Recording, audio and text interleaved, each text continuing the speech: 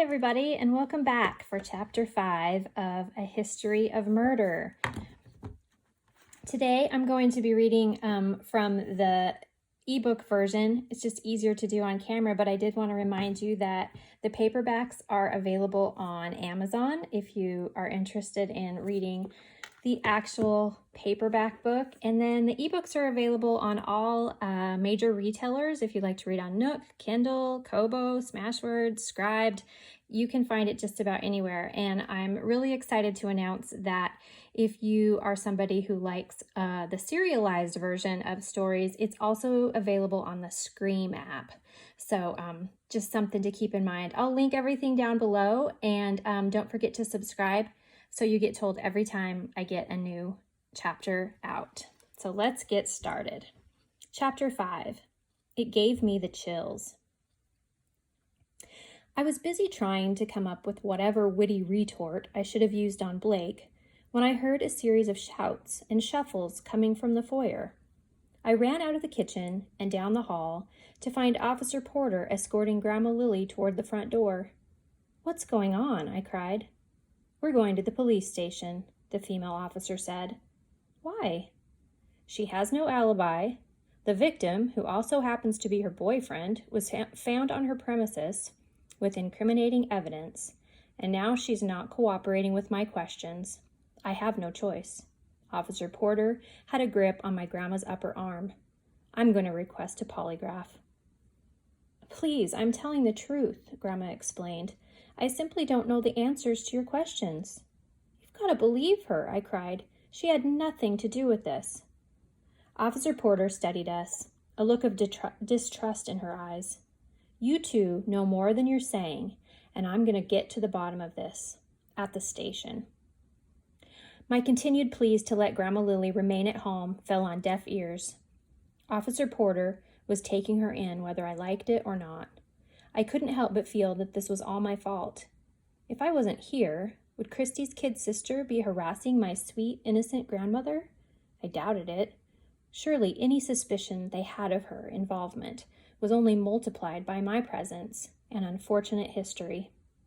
"Hey, Porter," called one of the crime scene techs. "Come check this out." The policewoman looked first at the tech, then back at Grandma Lily and me. She guided us to the front of the squad car, pointed and snarled, "Don't move a muscle." She jogged the few yards it took to reach the technician, where they began talking intently. I hugged Grandma Lily and held on tight. "I can't believe this is happening," she said. "I promise I didn't hurt Art." "I know, Grandma, but listen to me while we have a chance." I pulled away just far enough to look into her eyes and whisper, "I want to go to Art's house." "What? Why?" "I want to see if I can find anything, a clue or something." "The police are probably there," Grandma Lily said. "It's not safe, dear." "I only need a good excuse for why I would be there, in case I get caught." Grandma Lily bit her lip and looked around rapidly, but focused on nothing. I could tell she was thinking. Then her eyes lit up. "His dog." "Art had a dog?" I asked. She nodded. That was a great excuse. Grandma was right. The police might be there, and this would be for nothing, but it was worth a shot, and maybe I'd find something to help us clear her name. "I'll do my best," I said intently. "Now, where does he live?" "The address is 112 Brownlee Lane. His house key is on the hook in the kitchen." I nodded and bit my bottom lip. "The only hang-up is how to get out of here without everyone seeing me." "Take my car," said Grandma. "Luckily, we left it in the front last night." Good idea. I had forgotten all about that. Dinner at Joey's Steakhouse felt like 1,000,000 years ago. Grandma Lily sighed. "Who knows how long they're going to keep me at the station? I may not be home until tomorrow. Could you ask Bree to cancel the book club meeting?" "Not so fast," I said. My wheels were turning again. "The people in the club, they know everyone in town, right?" "Yes, of course," said Grandma. "And they like to solve murder mysteries." "Well, not real ones." She tried to chuckle, but she got choked up. "Let them come here tomorrow night. I want to hear what they have to say." Grandma shushed me just in time. Officer Porter was on her way back to us. "Mrs. Martin, it's time for us to go," the policewoman spoke as she drew near. I spun to face her. "I still think you're out of line." "I still don't care," she shot back. And so, Officer Porter took Grandma Lily by the elbow and loaded her into the back seat of the squad car like a common criminal. I held back tears and blew Grandma Lily a kiss. She looked back while I nodded encouragement. I would find out what happened to Art if it was the last thing I did. Officer Porter glared at me while walking around the car to slide behind the steering wheel. The tires of the police car crunched on the driveway as they left for the police station. There was no doubt about it. Porter was definitely letting whatever old feelings she had about me cloud her judgment. I had to get to Art's house to look for clues, and fast. I surveyed the situation. The crime scene techs were still busy near the house. I couldn't think of what was taking them so long. They must have been combing through every blade of grass, bush, and piece of gravel. Blake White was in conversation with Officer Myers. He was jotting notes, likely sketching out ideas for a rousing mayoral election speech about his heroism at the crime scene, how he saved the day. Eye roll. If I had the keys I needed, I would have made a quick beeline across the front lawn and taken off in the little Subaru. Maybe I'd stop at Art's, or perhaps I'd keep going. That sounded like heaven. Driving away from this mess and forgetting it even existed. Blake's rebuke rang in my ears. If I did that, I would only be running away. Again. And anyway, I didn't have them. Both the car keys and the key to Art's place were on a hook by the back door. I went inside. Elliot was sitting in the foyer meowing. For the first time, I felt a warmth towards him. Poor kitty. He hadn't been fed and had no idea Grandma was in trouble. "Come here, Elliot," I said, kneeling. He let me scoop him up. Let's call a truce. I found a bag of dry cat food in the pantry and filled his bowl. He went right to work on it, purring as he ate. I grabbed Grandma's giant mass of souvenir keychains and baubles, which held her car keys. How did she ever get this into a pocket? No wonder her purse weighed 20 pounds. 5 of it was this jangly thing. Next to it, I found what must be Art's house key, marked A on a paper circle. I wound the silver keeper around Grandma's keychain so they'd all be connected. I checked the kitchen window, noticing the investigation staff seemed to have dwindled by a few. Those that remained were still busy at work, except for Blake. He was on his cell phone and had unfortunately meandered away from the center of the crime scene in the direction of Grandma's car. I wasn't sure how to make it there without him intercepting me. Suddenly, a sneaky plan came to mind. I went out through the back door, pulling it closed behind me without a sound. Then, instead of turning left and ending up smack dab in the middle of the crime scene, I hurried straight through the backyard. I opened the gate to the tall wooden fence as quietly as I could. The 6-foot fence surrounded the backyard and provided me with cover as I made my way to the front. When I emerged, I was on the far side of the property opposite from Blake and the techs. I peeked out tentatively to check on their whereabouts. Not much had changed. They were all engrossed in their work. I tiptoed out from the corner of the house and then made a quick dash to hide behind the maple tree. Just then, Blake, who was still talking into his phone, turned in my direction. I dove to the ground, hoping he hadn't spotted me. I waited for a few seconds before starting an army crawl through the grass, clutching Grandma's gaudy keychain. When I made it safely behind the large snowball bush, I stood and looked through its branches. Blake was nowhere to be seen. That was either very good or very bad. My heart was beating in my throat, and my mouth was dry. But it was now or never. I was about to make the final dash to the car when a robin flew out of the snowball bush. It was coming right at me. I held in a scream but fell into the branches, swatting and shaking my head. Darn bird. Once I gained composure, I hustled to the spot where Grandma's car was parked. It was at that moment Blake noticed me trying to depart. "Chloe, come back!" he waved. But it was too late. I had already put the car in first gear, feeling thankful to remember how to drive a stick shift, and was zooming away. Art's house was not far, just a short drive down the hill and a block west of Main Street. The trip made me think of everyone I used to know here. I wondered where the kids I spent summers with were now. I knew where one person in particular was, vying for a cushy job at City Hall. Who knew? Maybe others remained here in Jericho Falls. Was I ready for more impromptu reunions? Art lived in a small bungalow-style home that had likely been built in the early 1900s, 50 years after our Victorian. It had an attractive craftsman-style front door and was painted conservative gray with white trim.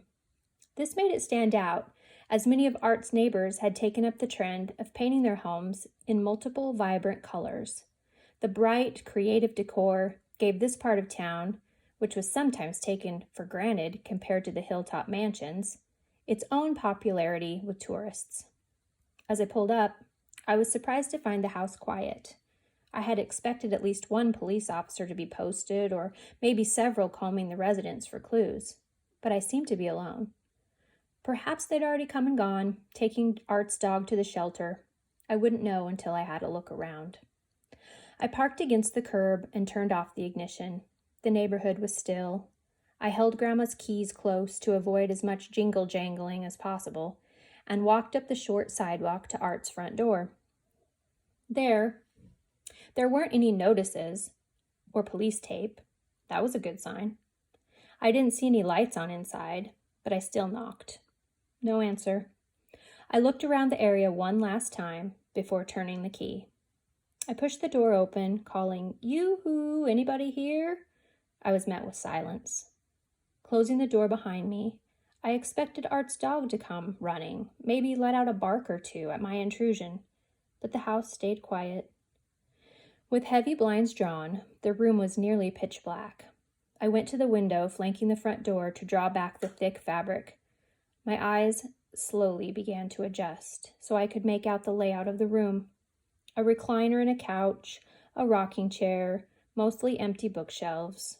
Across the room was an antique trunk with the lid open. Still no dog. The room remained so dim I was having trouble seeing much of anything, but I avoided turning on a light. Instead, I tiptoed around to get a closer look. I began to feel uneasy when I noticed the cushions were lifted off the couch. Not completely removed, but askew, and the open trunk looked like it had been rifled through. Had someone come to Art's house looking for something? I studied the room more closely, searching for something, any small detail, to tell me more about the man who lived here, but I didn't find any personal items. No photographs of family or of himself. No cute hodgepodge arts and crafts from grandkids. No bills or letters on the end table. The place looked about as generic as a budget hotel room. Upon closer examination, though, I noticed something interesting. While the tabletops and shelves were empty, a fine layer of dust revealed that items had recently been sitting on them. I walked farther into the house, into the dining room. There was a jigsaw table on the round oak table. To my right was a hallway with 2 small bedrooms and a bathroom. Both bedrooms also looked as if someone had searched through them. The bed covers were messed up in one room, and a drawer was hanging open in the other. I didn't dare touch anything, but I was tempted. I went back to the dining room, feeling more concerned by the minute that I wasn't going to find anything to help us. I studied the puzzle Art was working on. It was an image of a father and a daughter walking down a pathway, holding hands. The only portions he hadn't completed were the faces of each person. It gave me the chills. I continued through the house to the kitchen, which was tidy and small. I didn't notice any disruptions here, just more impersonal decor. Who didn't have refrigerator magnets, for goodness sake? Either Art was an extreme minimalist, or someone had wiped this place clean. It was time to find the dog and get out of here. A screened porch adjoined the kitchen, that was when I saw him. Clipped to a long cable in the backyard, sat an adorable golden retriever. Not quite a puppy anymore, but certainly not a full-grown dog either. When I opened the back door, he saw me right away and began jumping and panting happily. Well, hello, cute sir, I said, trying to get close enough to unhook the leash from his collar. But in his excitement, he was tangling us both up. I laughed at his carefree happiness, and it felt good to smile. I finally succeeded in calming him by petting his soft, fluffy face. First things first. What is your name? I reached through his deep curls to find his collar, where a blue heart-shaped tag read, Jed. I blinked and wondered if Art knew my great-great-grandfather was none other than Jedediah Martin, one of the earliest settlers. His portrait sat on the mantel of Jericho House with a small inscription that read, Founding Father of Jericho Falls. Turning the tag over, I found the inscription, Love Lil, on the back. The pup was a gift to Art from Grandma Lily. I choked back tears. Well, Jed, I'm here to take care of you. Would you like to go for a ride? Jed leapt and turned a circle to show his approval. Police, freeze! An icy chill ran down my spine as I became completely still and instinctually raised my hands over my head. The crazy keychain fell from my grasp and hit the ground, making the sound of jingle bells. Jed seemed to think this was all great fun. He cheerfully trotted over to the man who had come into the backyard from the side of the house. The man who was pointing a gun at me.